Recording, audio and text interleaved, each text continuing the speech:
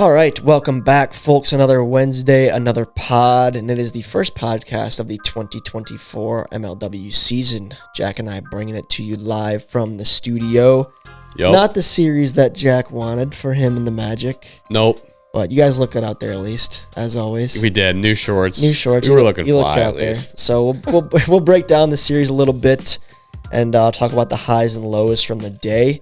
We also had the chance to talk to Jordan Kurdi, which was interesting because we didn't only talk about the series from opening day, but we also talked to Kurdi about getting benched in the World Series, which we had not yet discussed really at all on the podcast yet. So glad we had the chance to. That was a good, pretty raw conversation. Good interview. Yeah, it was good. So definitely stick around for that. And then we concluded with talking about the updated standings in Jack and I's little contest, and then previewing the upcoming Mallards versus Gators series that's coming to the channel this Friday. So good pod. Thank you guys for showing up and tuning in. And this is the Pipe It Up podcast. Cue the intro.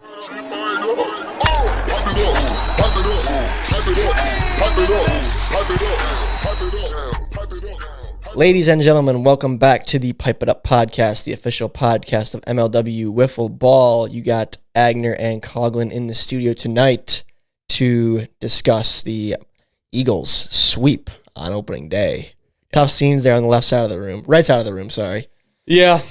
Not how we thought we were going to start the season, if I'm being honest, but I didn't think so. I have some thoughts on it that I think we'll obviously get into. I think we're probably going to go kind of game by game. Yeah. And I can give my thoughts as we go. Yeah, definitely. Don't let me talk too much tonight, Jack. You were there. Okay. I wasn't even there for the entire series. I left after the first game, so I didn't get to witness the whole thing in the flesh. Okay. Saw the video, of course. Yeah. But which was interesting to experience it from a fan's perspective. But I was shocked. I shouldn't say I was shocked, but I was surprised that you guys couldn't at least steal one, And I should have went with my gut. If you rewind to last week, I said how usually the redemption team does good, but I don't know. I had a feeling you would take care of business. Jimmy Norb called it right, 3-0 Eagles. He knows something we don't. Yeah. Or something he's not telling us, but okay, well, game by game. Sure, yeah, let's do that. So Eagles did sweep. Game 1. We had RJ versus Dallas, the World Series rematch. Yep. 2 aces, probably the best 2 pitchers last year outside of maybe Ryan, I'd say. But we've talked about it before on the podcast. Maybe it's getting stale, but I'd say more so than ever in the last 2-3 years, it was windy. Yes. That was definitely a major player in the pitching. It mattered a lot. Warming up before the game, we kind of knew it was going to be a problem. I literally told my pitchers before the game, I said that, and I think I was saying this to you, kind of was, I think the team that is going to end up coming out on top today is the one that can just limit the amount of mistakes on the mound, limit the walks, just at least be around the zone, which I think Dallas and Blade did a much better job than our bullpen of that. That's the first thing I guess I'd want to say before we get into game by game. And I said this to my guys is first and foremost, huge credit to the Eagles because all of their guys came to play. They really did. Every single one of them, they were ready. They were ready to go, and they were by far the best team on that day. So first credit to the Eagles. Cool. But they're pesky. I mean, that was the Eagles. That's the Eagles that I always face, Jack. Yeah. The Eagles that are not going to give you anything. They're going to take balls. They're going to make you throw strikes. And when you get strikes, they're going to put it in play. It might not be home runs. It might not be the hardest of hit balls, but they're going to scrape and claw. And it's annoying. Yeah. They're pesky. And so if you guys kind of watch the video, you'll actually see me in game 3. If you look really closely in the outfield, you'll see my face, my head, because I actually went and got a different angle for watching RJ pitch because he was throwing a lot of balls. As we saw that he had a lot more walks than we're used to seeing with him. And I just wanted to kind of see, it's hard to kind of tell from the side, how close some of these pitches are missing by. And I think that the video makes it seem worse than it was with some of the pitches because Not the ones that you actually see on camera. Like those were like obviously walks, but like the pitches leading up to those in the count. RJ he had so many pitches that he was missing by an inch or like less than an inch. And those are the pitches where, number one, Dallas was hitting those pitches. Like he was getting those strikes on the outer edge of the frame, and that was causing us to swing on more balls, and we weren't getting those. And so the Eagles, who, like you said, are already super pesky hitters and are going to make you earn it, they were much, much more hesitant to swing on the outside of the frame pitches because none of those pitches were hitting. And it took RJ to really like throw it like over the middle of the plate for him to hit a strike. And then it was, we saw in game one, like Dan was on him at the first AB. Like I kind of knew Dan was going to be up to something because he was on him in the first AB. I don't remember what the result was. First AB for Dan. I don't remember what the result was in the first one. It wasn't a home run. That was the second one. Yeah, it wasn't a homer, but like he was on him. You could tell in the at bat, and then the next one was just, RJ slider over the middle of the plate. That's gone. Well, so you know that one. Yeah, we know sliders have been seen for a long time by the veterans, but RJ's slider was one of his better pitches last year. I think it's one of his better pitches when he can properly locate it. And a high slider in the middle that finishes in the middle of the plate. It's not necessarily a super easy pitch to hit, but some guys will just look for a slider and just wait for a slider. Yeah, here's the thing about a slider is if it's all you got, you're going to get killed. But because RJ typically has that overhand kind of screwing, fading drop which ball. Was not working for So, him. Exactly. So, when people know that's not working, they see that out of the hand and they're going to just take the pitch. Right. So, by doing that, they're pretty much just going to hunt for a slider or a riser or a pitch that's much easier to hit and less wicked. Yep. So, it makes the slider easier to hit. Now, if you're commanding a screwball, an overhand screwball there for the first couple pitches of the at-bat, getting a guy behind 1-2, 0-2, he's thinking about that screwball in his head, right? And then you could sometimes sneak a slider in there and look like you're a genius, but if you're only throwing a good slider, it's not, I don't care how good it is, it's not as difficult to get a bat on as it is to do for a screwball or a drop ball. I think that's just kind of science. Like if the ball's staying on the same plane, it's just easier to get your bat to it versus like a ball that's moving up and down. I think that is spot on analysis. Like that overhand kind of screw drop thing that he has was moving. He just couldn't locate it. And those were the ones that were like just missing the outer edge of the board. And so they just none of them were swinging on that as they, shouldn't have. Cause let me, in case some fans don't know baseball that well, Jack, let me put it in some terms for the fans, some different terms, football terms. All right. It's like kind of like how in football, the run game will open up your pass game, right? Yeah. So you got to establish that run game first to really get the defenders on to bite for the play action. Yep. You got to be able to command that overhand drop ball. And then the slider comes in like the pass game later. It's a great analogy. So that's just for the fans that don't know ball too well. No, that was spot on. Yeah. So I feel for RJ, and I think what's important for you, and we're talking about kind of the series as a whole now, but that's okay. It's the Pipe It Up podcast. Yeah. It's important for you and for him to recognize that a couple of different factors. Number one is it's the first series of the year. Yeah. So you haven't pitched from that distance and in that field, in that environment in quite some time, 6, 7, 8 months. What was it? Mid-September? Yeah. The ALCS. And, we played in October. Well, you were not at the Meadows, though. No, not at the Meadows. I knew that, Jack. Yeah. I knew that. So that's one thing. And number two was the wind. So you had a couple things not playing in your favor. If you or RJ or if you as the Magic kind of let that get in your head like, oh, no, we lost it, I think you could potentially beat yourselves before the season even really gets started here, because that was a weird day. No, and I think we'll kind of get into that like at the end, sort of maybe when we go through this, but we'll talk to Kurdi. I think some of you guys are probably listening to this podcast hoping that the Magic are gonna press the panic button, and that's not. You can't. That's not where we're at right now. You can't. That's just not. But yeah, so I felt for RJ, but I knew it'd be tough. In fact, quite honestly, there was more strikes than I thought there would be, given how windy it was. Agreed. It was me out there. I can't throw a strike with wind. With no wind. So I was actually pretty impressed. And the numbers were astoundingly better than I thought they'd be, given the conditions. I think what it was, guys, I don't know if Kyle displayed it or not in the graphic. He probably did. I think it was sitting like mid-teens for the wind, and then gusts were like 30 plus. It was a gusty day.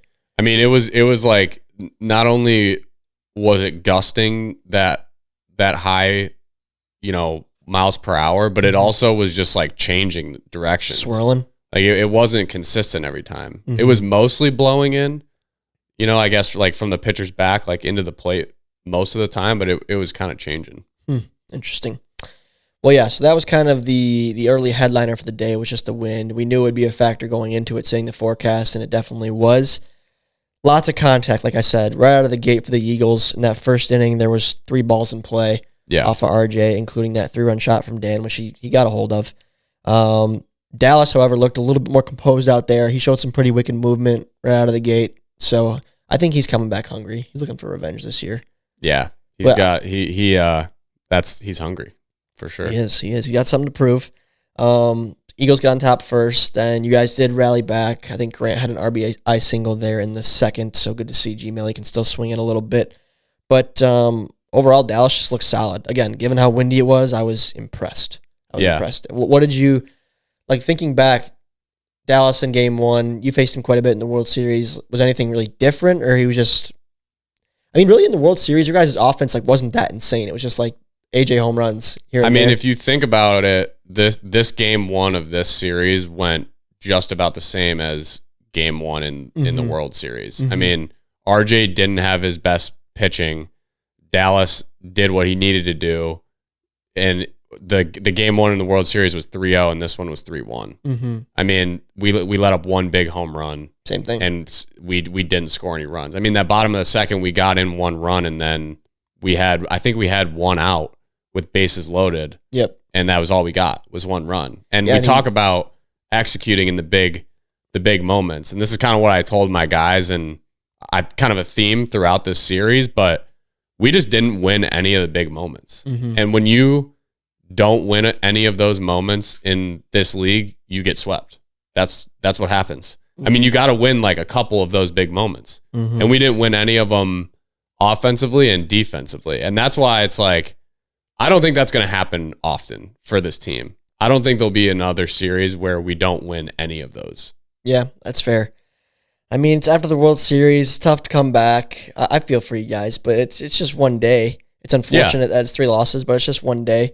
As a positive for the Magic here, I'm going to throw the whiff of the week the other way. Give it to Dan. I think that was in game 1 when he was just like running. Wasn't going to stop running until he was thrown out. Dude, I was telling Dan when he did that, I was like, I don't know what's up with this little rivalry we got going, but neither of our teams can figure out how to run the bases, because I had the viral penguin slide into home during the World Series, and then I don't know what Dan was doing. It's funny how that was actually like a viral Penguin moment. That was a big clip on Instagram. It was huge. It was a Pipe It Up MLW collab post, and it got hundreds of thousands of. It was massive. The comments are so funny to me on that post. Very high engagement on that post. What is going on of here? Me just face planting at Mercedes-Benz. Sorry about that. Yeah, well, we got to clip this one and see if. Yeah, PB, pop this one up. Pop it up to Dan. It was just he could have slid at any time to like stop himself, but he just kept overrunning the bag, so he was just continuing. It's funny. I feel like as we, maybe we're on the decline now with our age, but the dimensions of the field when we were younger, I felt like when we were slower, like it was easier to not overrun the base. I feel like I'm slower now than I was back then for sure though. Really? Oh yeah, Jack, come on. I'm like old. when you were like.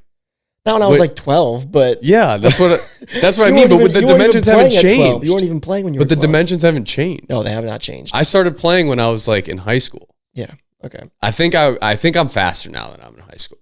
I don't think I am. No way. I think I might be. You might be because you played Division I sports up until 2 years ago. Okay, maybe that's a bad example, but I'm just saying. I feel like the like. It actually is so hard to get going and stop yourself on that bag. You gotta slide. With how you have to slide. Yeah. I'm not one to slide. I make fun of people sometimes for sliding in MLW, not to bully them, but because of injury. I'm like, don't hurt yourself out here, man. Like, it's not worth it. Yeah. But I did have to slide. On the slide? Yeah. I hurt myself the one time I slid. There you go. In Philly, I did slide because home plate was like 2 strides from this brick backstop, so I had to just slide to slow myself down pretty much. So add it to the collection of terrible base running. I think it was in game 1. Today, this I'd have opening day? Yeah. Okay. Add it to the role of just my base running fails. Worst feet first slide I think I've ever seen. It was terrible. It was so bad. Find it. I haven't seen it. I'm on first. The ball was hit in play. I slide into second. I think it was. Were you safe? I was safe, but this is where I got hurt because the stake that holds the base into the ground, the metal stake, I like slide like such a dingus and like basically end up just smashing my hand right on the top of that stake. Huh. So like this meaty part of my hand bruised. Was like all bruised and red. This is a like, sensitive part of the hand. It was, and that's like directly where I hit it. But I've gotten that bruise before, and it's kind of irritating. It was very irritating. Yeah. But you bounced back. I bounced back. I mean, good. Add it to PB. He'll find it. He'll find the clip. Okay, PB, find that one. Jack, base running's not your strong suit. We just hit bombs. We just hit bombs around here. I said it in spring training. We didn't have any bang rangs. Before I hit my home run in spring training, the first one, I like hit a foul ball down the third baseline. I was running to first base, and Dan was laughing at me, like watching me sprint, and I was like, "Old 3-2 has lost a step or two over these last few years, folks. He's getting old." And then I hit a home run, and then it's like you just jog. That's why we just got to jog. It is protect our bodies. But Eagles take game 1 by a score of 3-1. Moving on to 3-1. Oh, you wrote Grant Miller, Grant Miller home run. I wrote that down. Typo on my script here. Who did that? Come on. Who did that? Game 2, Eagles also won. This one by a larger margin. The Magic also scored 1 run in this game. Score was 6-1. Blade versus Bonham. So the number 2 arms. And this one I'm actually curious on more so than Dallas because I feel like you kind of saw a similar Dallas to what you saw in the World Series in game 1 compared to World Series. Blade, though, didn't really have his best stuff in Atlanta. I guess in game 4 he pitched pretty solid outside of the walk-off home run, but game 2, Blade couldn't find it. Yeah. Could not find it at all. So he looked dialed, and he impressed me. I think that's kind of a statement start for Blade because last year he came in as a wild card, threw really well, surprised everybody, and even continued that up until the World Series. Mm-hmm. But I know like Kyle and I had joked about it, and we had our doubts a little bit just to see if he could do it again, if he had practiced at all, and he was impressive. No, he definitely was impressive. He looked like he had been putting in some work in the offseason.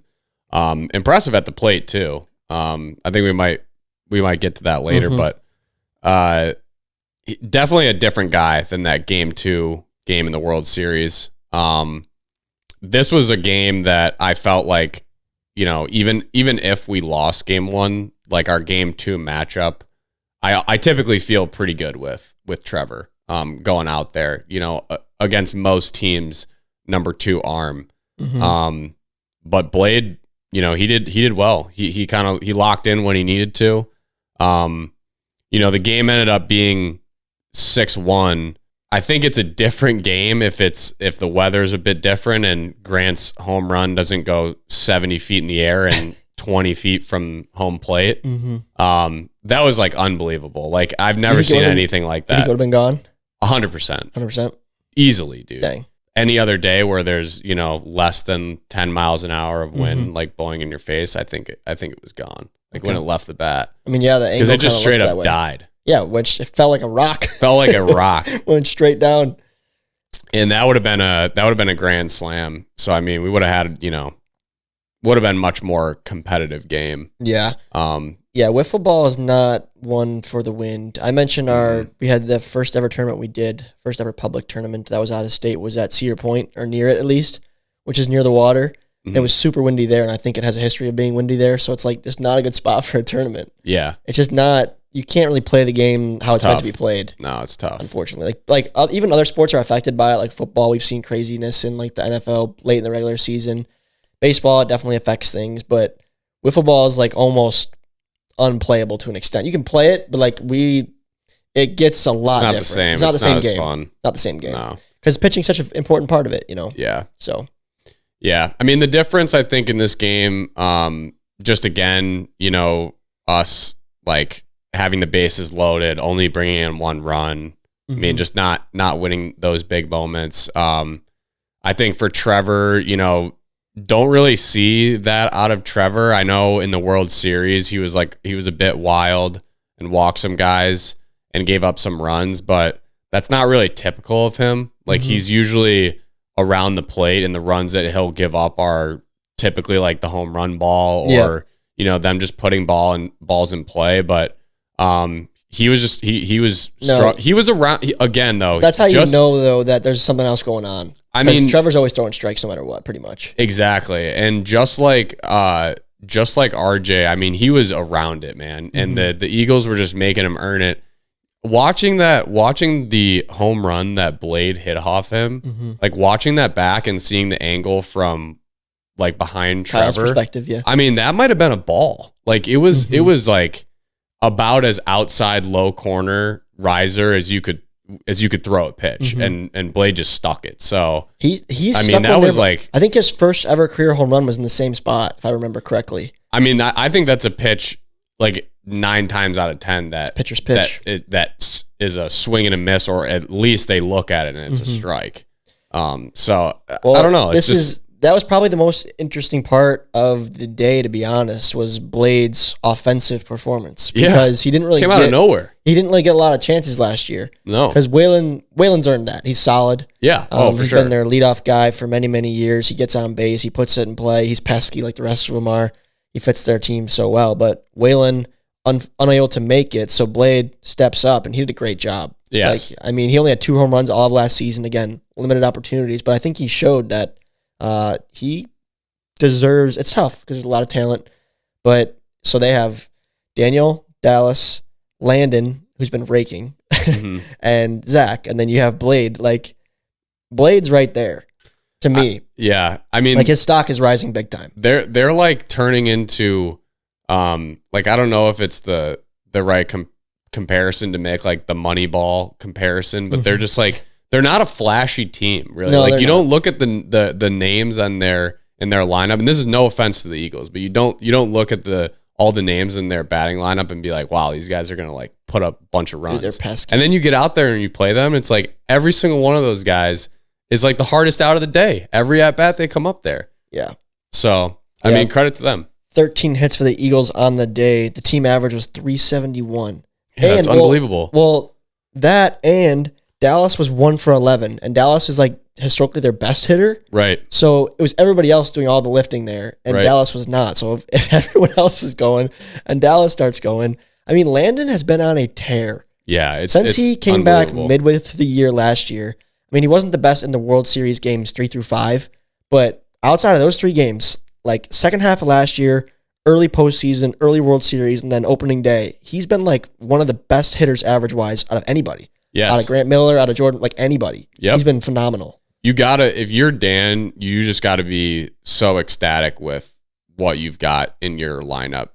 When you got a guy like Whalen who can't show up for a series, No problem. It's no problem. Like we can go to whoever, and if it's even if it's like Landon or something, like if Landon wasn't there and Blade's got to fill in, like now he should have confidence that like they can make up for that, which is, it's got to be a great feeling. So no, I agree 100%. Dan's done a phenomenal job putting together a good squad. He's got the chemistry between like everybody now, pretty much. Like Landon and Carson are both complete glue guys. Blade's a good time to be around. Like they have the good vibes too. Yeah, they're talented.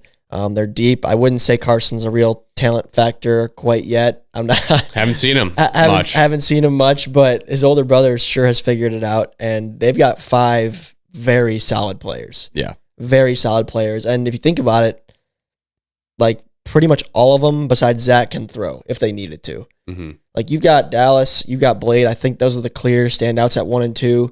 And then I'd say I'd put Dan at honestly 4. He threw fine in spring training, but I know he's older. He's been around. His arsenal isn't as dynamic. But like Landon's young, and the young guys usually have a good history of coming in and doing a good job. Yeah. So like they're set. They're so set. You see that and you realize why they didn't draft. Right. It's like they're so stacked. So credit to them. I haven't really read much of the comments, but I bet there's people saying the exact opposite about the Magic right now, which is fine. It's so early. Which is fine. I mean, I guess talking about the Magic, Jack, we'll talk about game 3 really quick. So RJ just kind of lost control, probably frustration building. I think so. Walked in a few runs there in the second inning. Although Grant did come in, and Grant always seems to figure it out. Yeah. Grant had a lot. Grant had that pitch that RJ didn't have. I told these guys, like, one of the biggest things for us this series was to come out and have a fast start because we seem to never get that. And then this is what we did. So I might just have to start with Grant and just say, you pitch the first inning.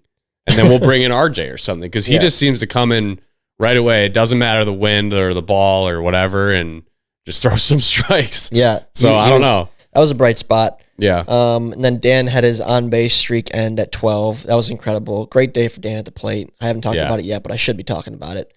Dan was going to be our guest today. He's in Europe. He's flying to Europe right now with his family, which is pretty cool. That's pretty cool. Dan, Mr. Schultz, and Mrs. Schultz are heading to Europe for, I think, like about a week. That's awesome. I think Dan's staying for an extra week to meet some friends, too. So Dan's living it up.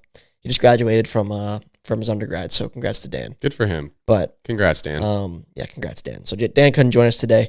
And then Dallas and Blade had baseball, but we have Kurdi waiting to talk right now in our Zoom call. But to quickly conclude, Dan was for sure a bright spot. Yeah, RJ, the frustration builds. He loses it. You guys did threaten there late in game 3. Yep. But Dallas, again, those big moments you got to execute in. Didn't get them. Struck out twice in a row to end the game. I was getting at one person who didn't, I guess, live up to the hype yet. Again, it's so early, but AJ had a quiet day. Of course, after that incredible World Series. But he also had a very slow start last year and then got better and better and better. So he also kind of came late. So that's kind of tough to be thrown into the mix like that. Yeah, we just kind of threw him in the fire. He was coming late. You had to after his performance from last year. Yeah, I had to get him some reps, had to get him in there. Like I said, we didn't really win the big moments. Probably gave up, too many runs to win a lot of games, but we also just... we left too many guys on base. I mean, we didn't have a ton of hits, but we got a lot of guys on base, or enough, I felt like, to at least, put some runs on the board. Mm-hmm. And we just didn't get the timely hits. I don't think that's cause for the panic button or for, setting the organization on fire by any means. I would blow it all up, Jack. Blow it up. I don't think so. I really don't think this team's that far off. The other thing that I noticed in the game, and I know Kurdi's waiting, so sorry, Kurdi, but the other thing is a big difference maker in our success last year was our ability to be composed and make the right play defensively when the ball was hit in play. Mm-hmm. RJ obviously pitched like fantastic, last year, but we also played really good defense around him. Grant and Trevor being a huge part of that. Yeah. And we did not make like one, I would say like special play at all. Like you normally there's like one play maybe, or even two a series where it's like, wow, that was a really good play, a makeable play, but it was like you could also see that the out, you could also see that not being an out, and we didn't make any of those. In fact, some of them led to like extra, base runners getting extra bases. So that's I think another thing where it's like we know we can play good defense. We did it last year. It's not unattainable. It's not like we need to bring in a new guy to help us like learn how to play some defense. You know what I mean? Like we know how to do it. We just got to go out there and do it. And we didn't have our best foot forward there on today, but like you said, it's like, or on that day, but that's one day. Yeah. We can get into some key statistics here before we wrap up today, but let's get Kurdi on. Why make the guy wait? All right, let's get him on. Why make him wait? Fine. Unmute him. Ask him to unmute. Jordan, you got me? What is up, gentlemen? How are we doing? There he is. We're good. How are you? I'm chilling, man. Just chilling. Well, always chilling. Thanks for joining us today. We appreciate you coming on. I'm sure the fans do as well. And Jack and I kind of just spent the last 20 or so minutes talking about the series, which of course didn't go your guys' way. So what do you think, Kurdi? It's been a week now, reflecting back on it. Where do you think it went wrong for the fellas? Why didn't you come away with a win on opening day? I think we were pretty sloppy. Our fielding wasn't our usual caliber, I would say, and our hitting was just like last year, really slow start. And I think on all of our parts, I myself as well, I need to be better at the plate, but all around, just playing on opening day, first series of the year. Playing the guys we played not too long ago in a totally different place than we were that day. So that could have threw us off a little bit, but just sloppy all around. I know we're gonna be. I'm not panicking at all because I think we're gonna be totally fine. I think we're definitely gonna rally from this. I'm excited for our next series, and yeah, I think you guys are in the right spot, like mentally. I don't think anyone's pressing the panic button. I hope RJ feels the same way. I bring up RJ because he is a bit younger, but he's got a good head on his shoulders, I think he does. I think he has pretty similar thoughts as to what Jordan and I have shared so far on the podcast. So, I mean, Kurt, you got yourself a knock there in the first game, I think, didn't you? Little knock. Little knock for the kid. Got on the board, huh? You know what? I will say this about Jordan. Jordan, I feel like gets way too much hate in the comments and online. There are the King Kurdi fans out there. And then this guy sold like 30 shirts in the first 2 weeks of his merchandise. That's a little bit rigged. He does coach. He does. Is it rigged or is it good marketing? He's got an inside source. It's good. I mean, no, it's good. It's great marketing. The sales are real. They're not fake numbers. It's great marketing. I'm not taking that away from him. But there are a fair number of Kurdi haters out there. And one thing that Jordan, I said this to Trevor during the game. I was like, this kid's our microwave. Like, he's our microwave all the time because we get off to slow starts, and I feel like Jordan is the one who like heats us up. Like, we didn't end up breaking through at all, but like we should have. Like, it was like once Jordan got that hit, then we like started getting some momentum, and I don't know. I think that could be his new nickname, the microwave. I've never heard that term before. I kind of like it. He just heats it up. He heats us up quick. I like that. How do you feel about it, Kurdi? I love it, man.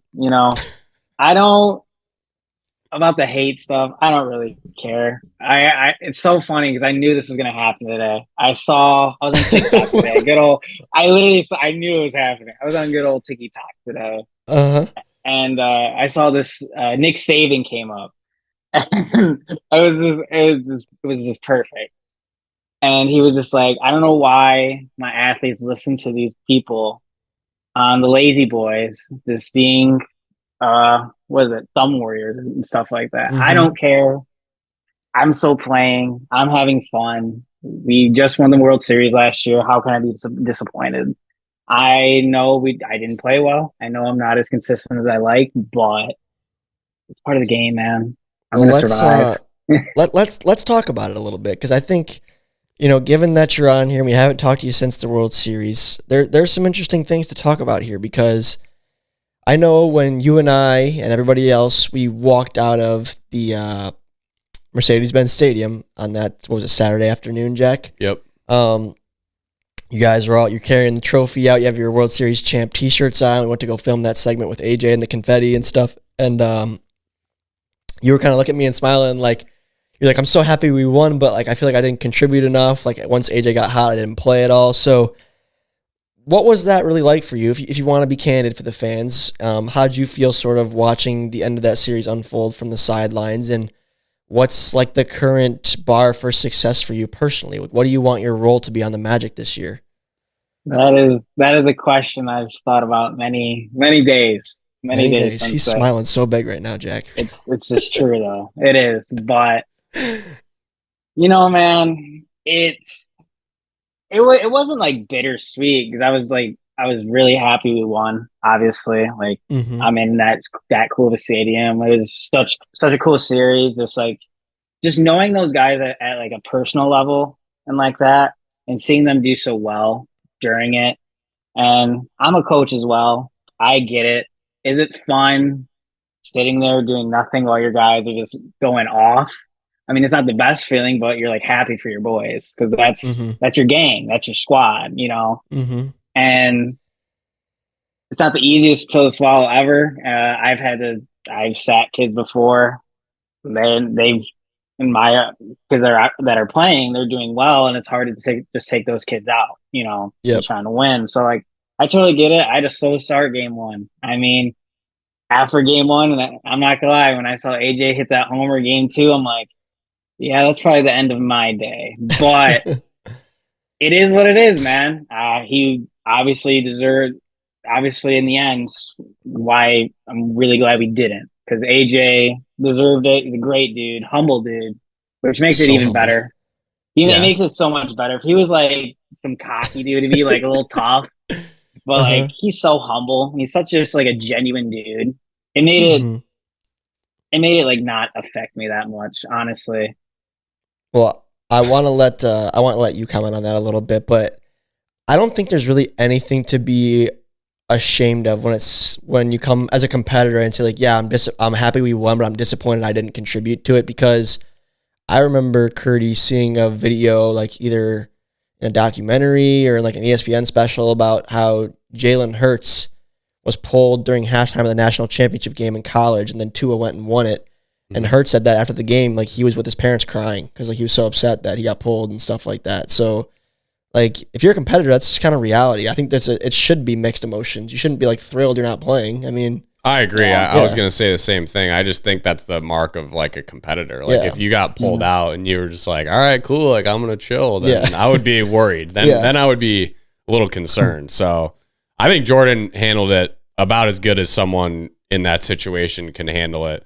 And to his comment about having a slow start to the game too, Jordan, if you go back and watch that game, I mean, like, don't take this the wrong way, but Dallas literally decided to pull out all of his nastiest pitches in that game one, against you. Like, it was like every at bat that you went up, he was throwing his dirtiest stuff. I apologize. I put you on the TikTok. It was insane. It was like, it was like once Jordan got up there, Dallas decided, he's like, oh yeah, sure, like I'll break out the big guns. Twist my arm. I'll break out a drop ball against Jordan. Why not? Yeah, no, I definitely remember seeing Banana Ball, and it was not a good ending. You ducked at a banana ball. Jordan, my season last year ended on an ugly swing at 1-2. So don't. I mean, that's when I walk away. I shake my head and I look at Matt and Davenport on the sideline. And I go, that's the way she goes, man. That's just the way she goes sometimes. It sucks because I remember game one, it was 2 outs, and we had a runner on first and second. And it was my last at bat, and I swung and I foul tipped it, but I foul tipped it in the zone. I wish I was just put this more in time with it, because that was like one of the better pitches I've seen that day, and it was tough. But like I said, it is what it is. Obviously, would love to be in that moment again, and just trying to get back to it, honestly. That's right. Yeah, it just takes one moment, man. You capitalize on one opportunity in a big spot, it's hard for the manager to take you out. I know. One moment. It goes both ways. One opportunity. I remember the moment when Jack couldn't take me out. The Diamondback series 2 years ago. No. No shot. I was taking you out there. It was Kurdi time. It was Kurdi time. Was that the series when you pointed at the watch? Was that it? Yeah, I was just like, I just want to play.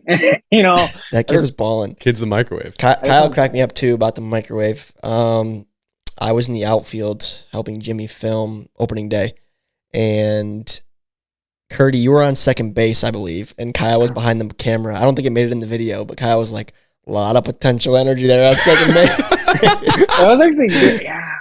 It was funny to me. That was funny. I got a question for the both of you guys. Switching gears here. Okay. How did we feel about speaking about the Magic, how'd you guys feel about rocking the full uni, jersey and shorts combo? How'd you feel out there? Jordan? Liked it. I really liked it. Because, like, when I looked at the pictures more, I'm like, I kind of look sick. Like, I kind of like, no.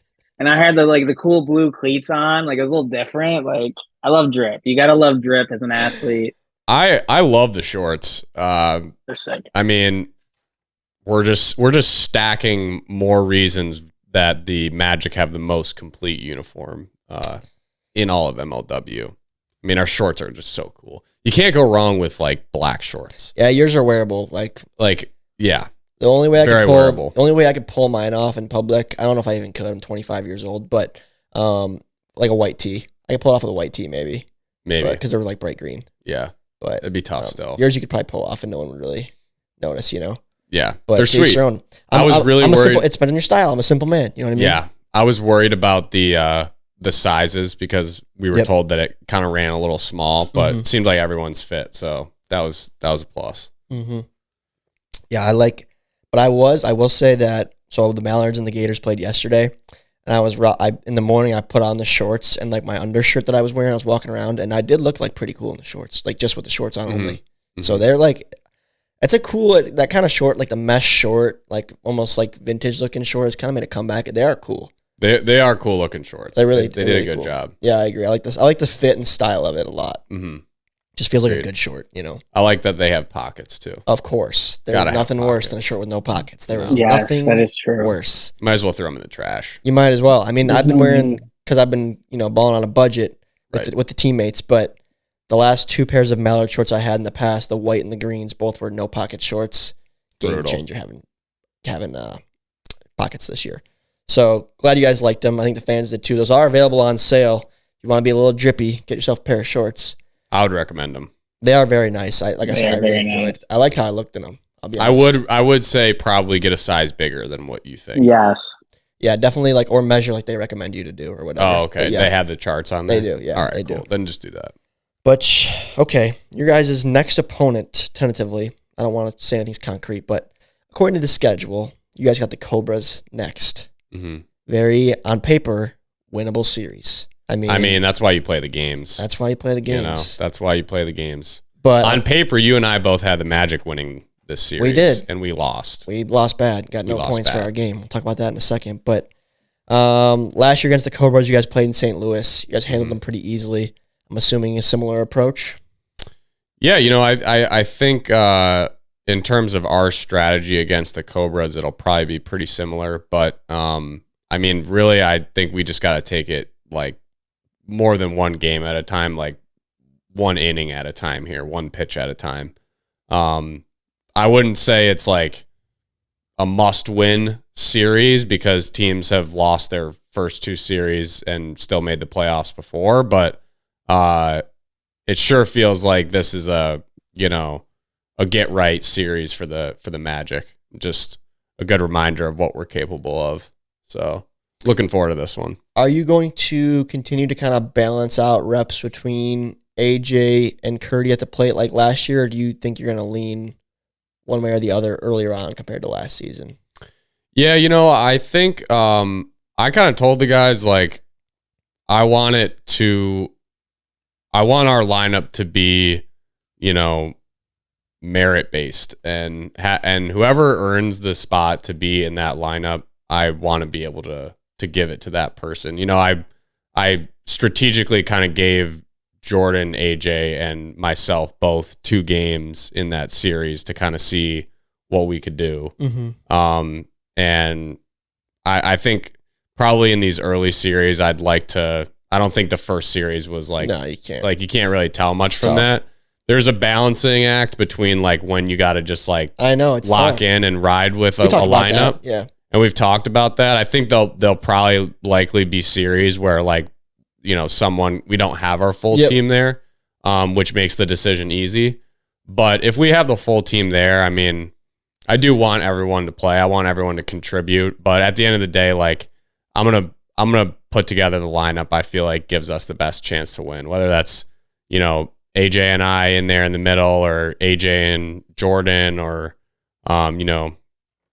whatever, Jordan and me, like whatever I think feels like gives us the best chance to win is what I'm going to go with. So, okay, cool.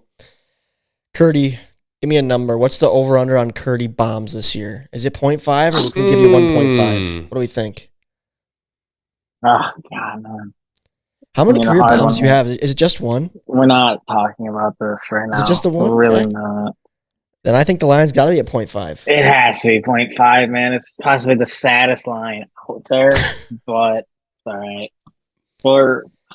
I believe in you, If I had to lean one way or another, will Kurdi get a home run this year? That'll be the question on Spotify this week, guys. Will Jordan Kurdi hit a home run this year? I'm going to say yes. I think he does it. I think he does too. You think so? I think he does it. I like those odds. Give them to me. I like what I saw from him in game 1. I saw a guy who wants to fight. Yep. I saw him go out there, windy day, first series. The team gets down quick. What's he do? Hits one on the left side, sprints to first base, gets on base. I love that. It's a guy I want in my clubhouse all day. I love it, King. Kurdi, I'll go to war with you any day. A little base knock. Listen, man, I'm a great locker room guy. I'm a great locker room guy. Kurdi's the, what doesn't show up on the stat sheet is that Kurdi's the guy that you want in your foxhole. You know what I mean? You want Foxhole. You want them in your foxhole. You want them on your team. A lot of those guys in this league, though. There's no war stat. You know, I know Sean's going to try to come up with a stat that says something about that. He will. I'm sorry, Sean. You can't do it. Some things a computer can't judge. There's some things you can't calculate. I like that quote, Jack. I like that quote. You know how we had the all fun game a few years ago? Yeah. I think we need an all glue game. Just the glue guy. All glue game. That's great. That is great. First team all glue. Jordan be a Kurdi, captain. First He'd be team a all captain. glue. That's hilarious, dude. I think that should be a thing. That. Like that should be a thing in pro sports. You got first team all pro, second Sponsored team all by pro. Elmer's. First team all glue. Yep. Given to me. Jordan Kurdi. I'd love to be sponsored by Elmer's. Would you? I feel like that'd be cool. I mean, who else is sponsored by them? I don't know. I think I'd want Gorilla Glue personally. Really? Gorilla makes good products. They do. That would be cool. I feel like Elmer's, some of the stuff, it ain't that sticky. They're fake. They're frauds. They're not fraud. Like is Elmer a fraud? The product works, but you ever use Gorilla Tape, Jack? No, it's sticky. You could probably like wax an eyebrow off with Gorilla Tape. It's so sticky. It is definitely sticky. Confirmed. Yeah, so Confirmed I'd go Gorilla. Duck's pretty good. 3M makes some decent stuff. Other glue sticks, Scotch. I think Scotch is in the glue game. Jordan, welcome to the Glue Podcast. We're talking all things glue. I think Scotch is in the glue game. They make glue sticks, I think. They probably are. Isn't Scotch just 3M? 3M. There's a good chance 3M owns Scotch. Yeah. They probably own half the other things. Probably do too. I don't know. They probably do. But all I know is Elmer's, man. That's all we use at school. I'm pretty sure the Elmer glue sticks, man. They're everywhere. Okay. They're a monopoly. Anybody from your class you think or that you coach is listening to this right now, Jordan? I have no clue. I'll find out, I guess. They'll definitely. I had a couple King Kurdi shirts at my school I work at. A couple fifth graders bought it. Any message to the children if they're listening? Stay in school and play sports. Stay in school and play sports. All right. Well, thanks, Jordan. We appreciate your time tonight. Good luck against the Cobras in a few weeks. Hopefully you guys bounce back and hit that home run for me, will you? Hey, I appreciate it, man. All right. We'll let you go, Jordan. But thanks so much, and we will talk to you soon. Yep. Peace out, guys. Let's talk about the game. Okay. So we both got skunked. Yep. 0 points. Again, if you guys weren't here last week and missed out, PB can fill you guys in maybe with a graphic, but Jack and I are having a little contest to see who could predict series better throughout the year, and you get 2 points for correctly predicting the outcome of a series in terms of who wins the series, with a chance for an additional point if you correct the exact 3-0 instead of 2-1 type thing. Yeah. Jack and I both said 2-1 Magic, I believe, right? Yeah. So no points scored there. This week upcoming, we both selected the Mallards to sweep the Gators. Is that correct? Yes. I think. And then we had a home run tiebreaker. I think we have to check that, but we'll check that. I'm pretty sure I at least said sweep. I think I did too. Yeah, okay. And then we have a home run tiebreaker if it comes down to it. I think I had over 4 home runs and you had less than 4, something like that. But yeah. PB's got the numbers for us. Yeah, it was 4.5. I think I had the under. Yeah. And the reason I bring this up is because whoever has more points at the end of the year is going to be the winner of this little game. And we wanted to have some sort of funny punishment in place for the loser rather than having a reward for the winner. Yeah. So I asked you guys to submit some ideas. We gathered a few. Jack's got them written down on his notes. Yep. And rattle them off for us, Jack. What do we got? So What'd we have, I like this one. 24 hours in a Waffle House.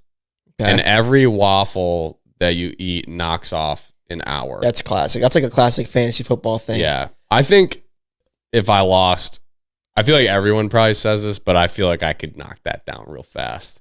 Everyone probably gets to like 10, guys. and then I'm going to say that I could eat 24 waffles. I think I could. I mean, I don't know how long it would take me, but I definitely could do that. I think I could get down 24 waffles in probably 3 hours. What do you think? I mean, think about how many carbs. At that point, I only need to eat 21. I only need to eat 21 at that point. I'm thinking I could hit like, well, it would get tough. The mark is like, I think the mark would be like halfway to like 2/3, and you just cannot physically put anything more in your stomach. You know what? There's no shot I'm eating 24 waffles. Let me back that up a little bit. I think the strategy would be like 10 and then nap for like 2 hours and then like 10 again. I think the strategy would be only got 4 more. The strategy would be to get there hungry and just go and get as many as you can down right away. But I like that challenge. Keep going. Okay, next one, golf caddying. So the loser would have to fully caddy, not play along, but just caddy, carry the bag, the whole 9 for the winner in a 18-hole round of golf. On a hot summer day, that'd be brutal. Carrying a bag. I mean, the carrying the bag is not the bad part. I think the bad part is just like actually having to give effort to caddy, because it's like you go out there like you want to golf. You know what I mean? Yeah, that's true. It would stink. It would be funny too. It would be fun. I think that would be good content. I like that. I feel like the listeners would think that was funny if we did some sort of like little video or something. That would be fun. Or something. All right, next one. Loser attempts the blazing challenge at Buffalo Wild Wings. I know you already did that hot wings. Yeah, but segment. that was different. That was like one bite. That was different. I have heard that the blazing challenge is horrible. I have too. I've heard that sauce is disgusting, like in every way putrid. possible. Yeah. What is the challenge? Is it like 10 wings in 5 minutes or 10 wings in 10 minutes? I don't even know if it's 10. It might be less. It might be like 6. I don't even know. But it's not a fun challenge. Let's just say I have not heard good things about it. Yeah, I used to have a roommate that would order Wild, which is like the second hottest one. And I don't know why. That's wild. I tried one of those, like a nibble out of it, and it was one of the worst things I've ever tasted in my life. It was significantly worse than that hot one sauce. The hot one sauce just like burned. It didn't even have any flavor. It was just hot. The 24 hours in the Waffle House one like would suck, but that doesn't like scare me. Like I could the Blazing Wind one. I think that one kind of scares me a little. I've been watching because that might ruin like not my day, but like my week. That's true. There could be an aftermath there. I think that at least myself. I think I'm underestimating the Waffle House challenge. Yeah. Because I haven't eaten there I'm thinking of like Eggo waffles. They're not Eggos. They're big waffles. No. You can do it at IHOP and go pancakes too. That might be worse. Pancakes are dense, bro. That would be worse. Pancakes are dense. The problem with me, Jack, too, is I'd be a psycho and I'd cover each one in syrup. Oh, you'd have to. Make it taste better. You'd have to. You know how many extra calories that'd be? All that syrup? Oh. Dude. It would get bad. I would puke. It'd be so funny. You guys watching, at least I would laugh at myself watching that footage of me trying to do that. If you had to live stream the whole Waffle House thing on Instagram, it would be hilarious. Gosh, that would be so funny. We could do it on YouTube. Okay. I want to just do that for the laughs. We could do it on the Pipe It Up. Yeah. Okay, next one. Loser sits alone at a movie in the front row. That would be so funny. I don't really think that one's that bad. I just think it'd be weird because, like, okay, going to the movies alone, you know what? No harm, no foul. If you do that, I'm not going to shame you for it. But just sit in dead center, like this for the whole movie. Honestly, that would be the worst part, is just sitting in the front row. And then everyone's going alone. Everyone's like, what is this guy doing? Why is he sitting in the front by himself? Yeah, that is true. I don't know why I found that funny. It would just be secondhand embarrassment. Yeah, it'd be funny. I guess not even secondhand, just firsthand. But okay, next one is loser gets paintballed in the backyard. I thought that was hilarious. That's brutal. I was picturing me shooting you in the back, and I was dying laughing. I have never been shot with a paintball gun. It's not fun. I mean, it hurts real bad. I would rather get shot with a paintball than do the blazing challenge. It's like getting stung by like one paintball, or would we light each other up? If we lit each other up, I'd maybe reconsider what I said. But if it was like, I think it should be like pop, pop, pop, like 3 paintballs. Like this. Okay. Yeah. I mean, I don't own a paintball gun. Do you? We could probably get our hands on one somehow. I could get one. I think I have one, maybe. Oh, that would be funny. That'd be quick, at least. It would be quick, and you'd be over with it. It would kind of suck. It'd be quick, and it'd have a bruise. Yeah. You get like a depending on how far away, it's like a quarter size weld, and then you're fine. Yeah, that'd be quick at least. The Waffle House thing would be a day. That'd be an adventure. Loser has to dance on TikTok every day till 1,000 followers. I put that one there. You know why I put that one there? I found it so funny, but one day I was on TikTok on the MLW account, just scrolling through the For You page, and it was just like a guy about our age wearing a pair of sunglasses and it was like dancing every day till I hit 1,000 followers for a fantasy football champion or punishment. That's hilarious. And he had like 120 followers and somehow it ended up on my feed and I found it to be just so funny. This guy was just grooving. I did. Nice. But it had been like 19 days and he's just every day posting a video. Oh my gosh. So funny. I sent it to all my friends, but I never double checked to see if he got it, but I just think it'd be hilarious. Dude, I think that would take like a while. It just takes one big video. I don't know. I feel like I could break it down and catch the algorithm the right way. You know the algo better. You've got a little short form experience. I would be at a major disadvantage. I think you just got to catch someone's eye right away. You need like a ridiculous outfit, a good song, and you got to just bust a move. And it might just take one video, but it would be hilarious. That would be funny. Okay, the last one is loser runs a 5K in a ridiculous outfit. I mean, that one would be maybe like embarrassing, but also be funny. Like I would enjoy doing that personally. Would you? Yeah. I think. I mean, the ridiculous outfit. I think you'd get over the fact that you're wearing a ridiculous outfit pretty quick because you'd just be like tired. Yeah. I would almost just say like instead of doing the 5K in a ridiculous outfit, we just like up the miles and just do like a that's bad run, like a half marathon type thing. That'd be horrible. Maybe not a half marathon, but 10K? maybe like a 10K. Is that like 6 miles or so? That's like 6.5, I think 6.5. What's the longest you ever ran in your life? For me, like outside or like on a treadmill? Either or. Probably not more than 5 miles. I think I've never run more than 2, to be honest. Yeah. No, I might have did 3 when I hurt my pec. I started to run just to get like exercise. Yeah. I might have been up to 3 miles then, but I was slow. Slow. I don't think I've ever ran more than 5 miles in one time. A 10K would actually like suck. Like I would dread doing that. Yeah. And in a ridiculous outfit. Make it even worse. That's why I would take away the outfit because like the 10K sucks already. The 10K would and the fact that we've never done that, stink. like neither of us have ever done that. The 10K would stink. Like that's actually like a good punishment. Yeah. Running a 10K would suck. Yeah. I think I'd rather do the Blazing Challenge, to be honest. Then run the 10K? Yeah, I worry about my back running that far. Like the I went on one jog this year and my back was shot for a week. That's not a good thing. But my lower back had been pretty healthy since like college, early college. I went on one long run this year, a mile, and my back was shot for a week. If I ran 6 miles, I might be like down bad. Well, I don't want you to get injured. So I know, but it would be funny. Maybe we won't do that. Well, another one, I saw one fan submit one.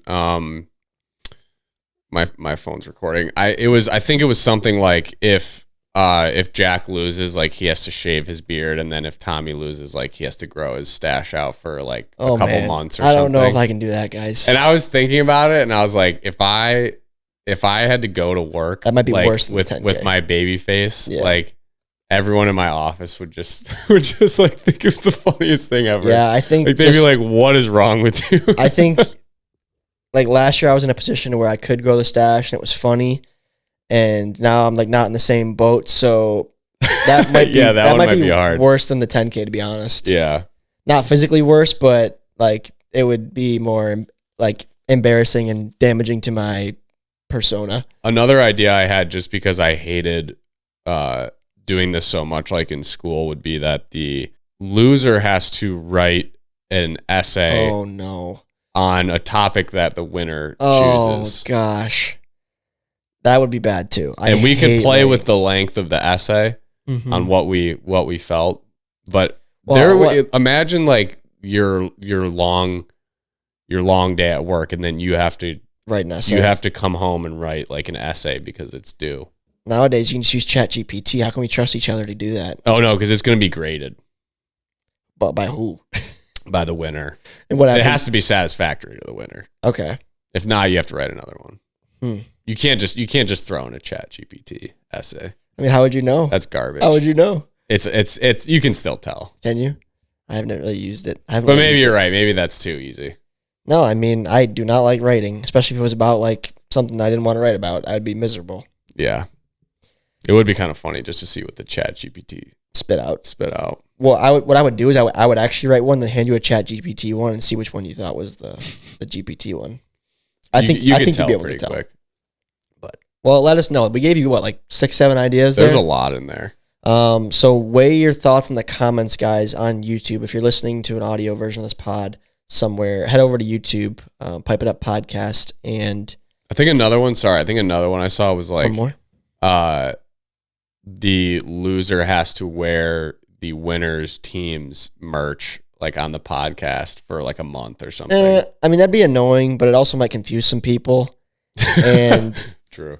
I don't think that's bad enough, to be honest. No, it's not. Wearing a Mallards t-shirt, got cool gear. Wearing a t-shirt I love the Magic stuff. Like, yeah. Wearing a t-shirt for an hour is not, it doesn't make me want to try that hard in this challenge, you know? Right. So. Yeah, I want something that really is going to make me like sweat. Yeah, like, I want it to be something I don't want to do. Right. Like eat 24 waffles. Yeah, I don't want to do that. I actually want to do that in a sick, in a sick way. In a sick and twisted way. In a sick and twisted way, I want to eat the waffles. And I also kind of want Jack to shoot me with a paintball. That'd be funny. But all right, long episode. Sorry, PB. I do apologize, but I'm sure the fans enjoyed. Next week's series is Mallards versus Gators. Yep. So we got the debut of Sawyer being on the Gators. We got the debut of Jorgie on the Mallards playing his old team. Mm-hmm. At the debut of rookie sensation, hopefully sensation, Jeremy Adams, number 2 overall pick for the Gators. He will be there. He is the probable game 2 starter for them. It'll be Sawyer in game 1. And we also have an undrafted free agent who will be in attendance as well by the name of Aiden Richards. So some new faces for the first time in 2024. A little bit of a new look Mallard squad with Jorgie and no Caden Irwin. But probably see Pete Holm out there. Pete Holm. Yeah, so I'll give you guys some inside scoop here. We got game 1 will be Robles versus Bien, and then game 2 probables were before the series was going to be Colm versus Adams. So we'll see how the day plays out, but that was the plan for both teams going into it. Mm-hmm. And I think there was kind of a mutual understanding there amongst both those squads that was what's planning on happening. Gotcha. So I think that might surprise some people. A lot of people thought I was going to go Jorgie as my number 2 guy, but I had already told them before the trade even happened, like, if we get Jorgie, Preston, the number 2 arm is still yours to lose. Nice. So that's my plan. If something crazy happens in game 1, maybe Jorgie or Preston or Matt or Brendan have to go in, then Davenport, that is. I have 2 Brendans now. Then so be it. But the plan is to go Jordan game 1, Preston game 2, probably Jordan game 3. We'll see. But right that's on. my plan. And my lineup, Jack, this might surprise some people too. I plan to do Robles at 1, Jorgie at 2, myself at 3, Preston at 4. I like it. That's the plan. I like it a lot. So there's your guys' inside scoop for the week. In real time, we will have the D-backs and Cats series next. And I give you guys a little bit of a heads-up spoiler here. But old man Tom will be on the call for that one behind the camera. You will be? I'll be on the call, like old times. Wow. So I'll be commentating that one. And I thought we retired from that. Yeah, you know, I'm like Brett Favre, man. You can't keep me away. Can't keep me away. But next man up. Opportunity came up, and I said, yeah, let's do one more. I like it. No, I actually kind of told Kyle before the season started that I would do that one because him and Jimmy are both playing. Okay. So right, that makes sense. We had that agreement already in place. I didn't know it'd be Slate 1 this quickly, but it is what it is. Nice. So, all right, guys, thank you so much for tuning in. Fun fact this week, Matt Carlington came down with a fever today of 101 degrees, and we will see you all next week. Pipe it up.